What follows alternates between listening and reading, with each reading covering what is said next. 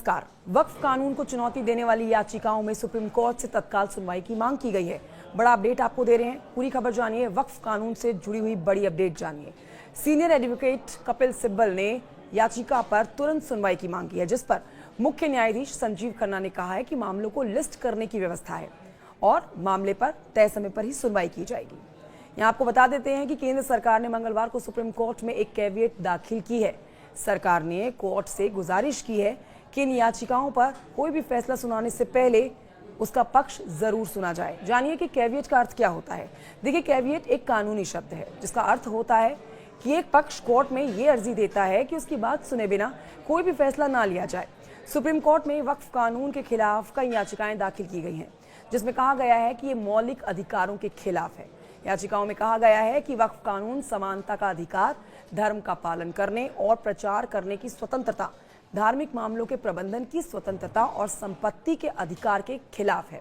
लिहाजा इस पर रोक लगाई जानी चाहिए। वहीं दूसरी ओर पूरे देश में वक्फ कानून के खिलाफ जोरदार प्रदर्शन हो रहा है।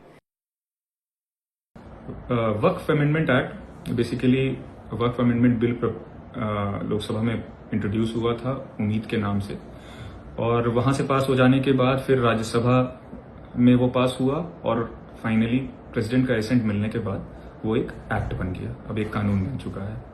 इस पर्टिकुलर एक्ट में गवर्नमेंट ने काफी सारे सेक्शंस में अमेंडमेंट प्रपोज किए थे, काफी मेजर अमेंडमेंट्स थे, जिसको लेकर के जो माइनॉरिटी कम्युनिटी है, जो मुस्लिम कम्युनिटी है, उसमें काफी ज्यादा डिससैटिस्फैक्शन था, काफी असंतोष था कि ये अमेंडमेंट्स कहीं ना कहीं डायरेक्टली इनडायरेक्टली उनकी राइट्स को इन्फ्रिंज कर रही है, जो कॉन्स्टिट्यूशन से गारंटीड हैं, उसमें हर्डल्स पैदा कर रही है। स्पेशली जो उनकी रिलीजियस राइट्स हैं या right to equality under article 14, article 25, 26, 29, 30, जिसमें कि अपना रिलीजन प्रोफेस करने के लिए, चैरिटी करने के लिए या उसकी जो भी प्रॉपर्टीज हैं उसमें उसको मेंटेन करने के लिए उनकी राइट्स गारंटीड है।